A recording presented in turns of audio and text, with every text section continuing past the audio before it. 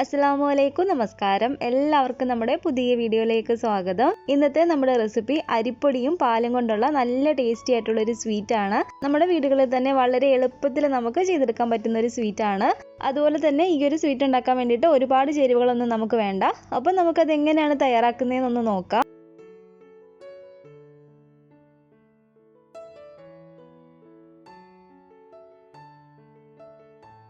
അതിന് വേണ്ടിയിട്ട് ഞാനിപ്പോൾ ഇവിടെ 250 ml ഈ ഒരു കപ്പിൽ കറക്റ്റ് ഒരു കപ്പ് അരിപ്പൊടി എടുത്തിട്ടുണ്ട്. ഇത് വറുത്തിട്ടുള്ള അരിപ്പൊടിയാണ് കേട്ടോ. നിങ്ങളുടെ കയ്യിൽ അളവ് കപ്പ് ഇല്ലെങ്കിലും കുഴപ്പമില്ല. സാധാ വലിപ്പമുള്ള ഒരു ഗ്ലാസ്സിൽ കറക്റ്റ് ഒരു ഗ്ലാസ് നമ്മൾ അരിപ്പൊടി എടുത്താൽ മതി. ഗ്ലാസ്സിലാണ് നമ്മൾ അരിപ്പൊടി അളന്നെടുക്കുന്നതെങ്കിൽ ബാക്കി ചേരുവകളും അതിനനുസരിച്ച് ആ ഗ്ലാസ്സിൽ തന്നെ നമ്മൾ അളന്നെടുക്കേണ്ടതാണ്.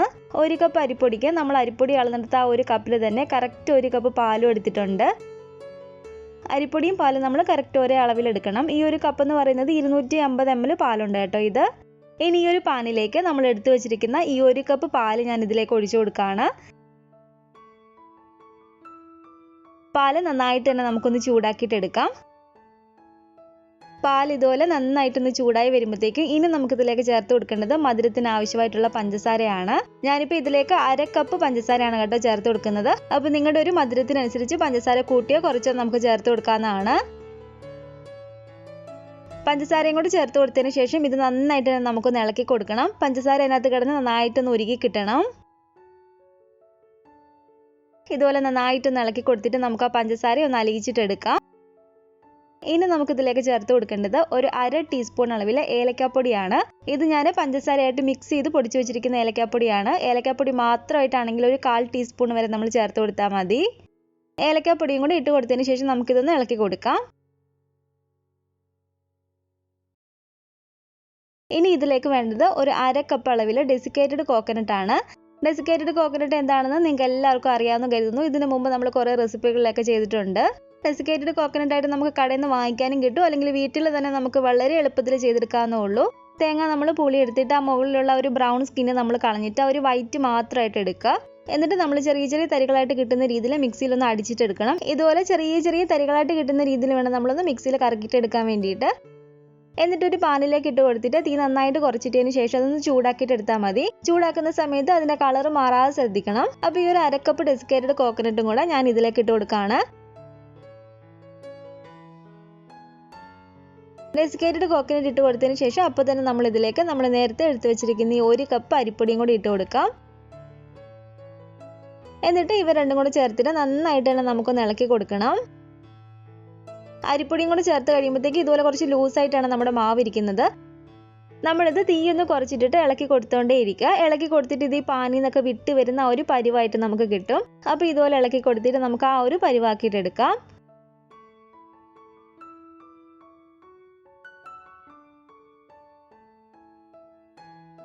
അപ്പോൾ അത്യാവശ്യം ഇതൊന്ന് ഇതുപോലെ കുറുകി വരുന്നുണ്ട്. നന്നായിട്ട് തന്നെ നമുക്കിതൊന്ന് ഇളക്കി കൊടുക്കാം. തീയൊന്ന് കുറച്ചിട്ടിട്ട് വേണം നമ്മൾ ഇതുപോലെ ഇളക്കി കൊടുക്കാൻ വേണ്ടിയിട്ട്. അപ്പോൾ കണ്ടില്ല, ഇതിപ്പോൾ ഈ ഒരു പാനിൽ നിന്നൊക്കെ വിട്ട് വരുന്ന ഈ ഒരു പരിവായിട്ടുണ്ട്. അപ്പോൾ ഇതിവിടെ റെഡി ആയിട്ടുണ്ട് കേട്ടോ. ഇനി നമുക്ക് ഫ്ലെയിം ഓഫ് ചെയ്ത് കൊടുത്തിട്ട് ഇതിൻ്റെ ചൂടൊന്ന് കുറച്ച് കുറയുന്ന വരെ ഒന്ന് വെയിറ്റ് ചെയ്യാം. അപ്പോൾ ഇതിൻ്റെ ചൂട് അത്യാവശ്യം ഒന്ന് കുറഞ്ഞു വന്നിട്ടുണ്ട്. ഞാനിത് കൈ വെച്ചിട്ടൊന്ന് മിക്സ് ചെയ്തിട്ട് എടുക്കുകയാണ്.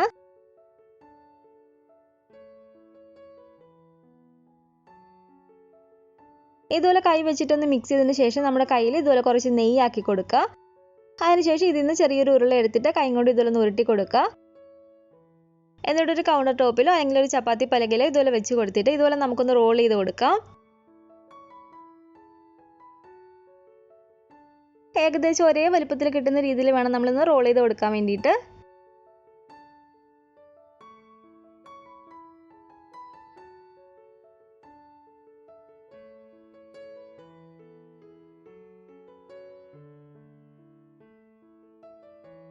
ഇതുപോലെ ഒന്ന് റോൾ ചെയ്തെടുത്തതിന് ശേഷം നമുക്ക് ഈ ഒരു അറ്റത്തുനിന്ന് ഇതുപോലെ മടക്കി മടക്കി കൊണ്ടുവരാം.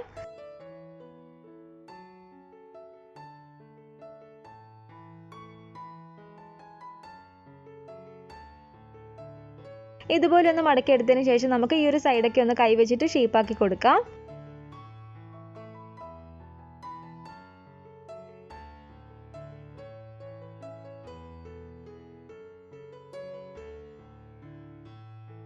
അപ്പോൾ ഇത് കണ്ടില്ലേ, ഇത്രയേ ഉള്ളൂ. ഇതുപോലെ തന്നെ നമുക്ക് ബാക്കിയുള്ള മാവും കൊണ്ടൊന്ന് ചെയ്തിട്ടെടുക്കാം.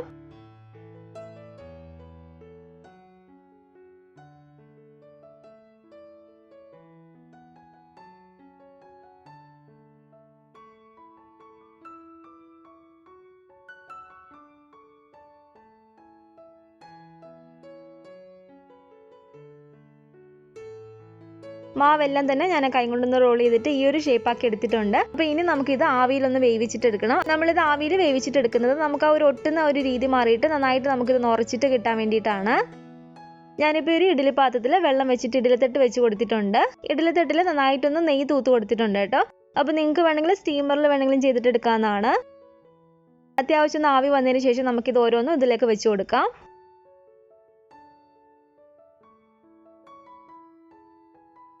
ഇനി നമുക്ക് ഈ മൂടി വെച്ച് അടച്ചു കൊടുത്തിട്ട് ഇതൊന്ന് വേവിച്ചിട്ടെടുക്കണം. ഒരു 10 മുതൽ ഒരു 15 മിനിറ്റ് വരെയാണ് ഇത് വെന്ത് വരാൻ എടുക്കുന്ന സമയം. അപ്പോൾ ഇതൊരു 15 മിനിറ്റ് ആയിട്ടുണ്ട്. നമുക്കിതൊന്ന് തുറന്ന് നോക്കാം. ഇതിവിടെ നന്നായിട്ട് തന്നെ വെന്ത് കിട്ടിയിട്ടുണ്ട്. ഇനി ഈ ഓരോ സ്വീറ്റും എടുത്തിട്ട് ഈ ഒരു സ്വീറ്റിൻ്റെ എല്ലാ സൈഡിലും നമുക്ക് ഈ ഡെസിക്കേറ്റഡ് കോക്കനട്ട് ആക്കി കൊടുക്കാം.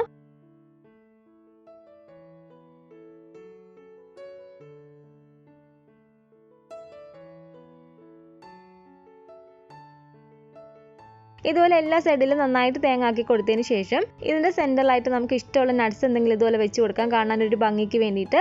ഞാനിപ്പോൾ ഇതിലേക്ക് കാണാനൊരു ഭംഗിക്ക് വേണ്ടിയിട്ട് ഒരു പിസ്ത വെച്ച് കൊടുക്കുകയാണ്. അപ്പോൾ ഇതുപോലെ തന്നെ ബാക്കിയുള്ളതെല്ലാം നമുക്ക് ഈ ഒരു ഡെസിക്കേറ്റഡ് കോക്കനട്ട് ആക്കി കൊടുക്കാം.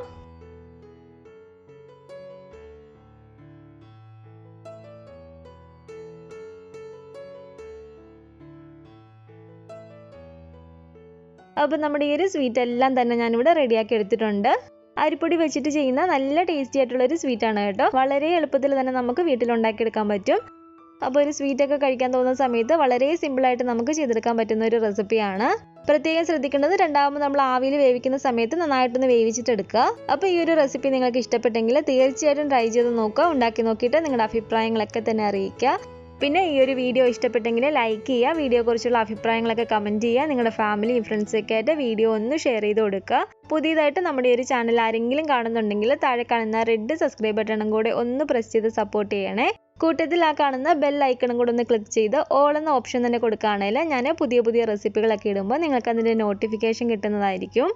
ഇൻഷാല്ലാ വീണ്ടും നമുക്ക് നല്ലൊരു റെസിപ്പി ആയിട്ട് കാണാം.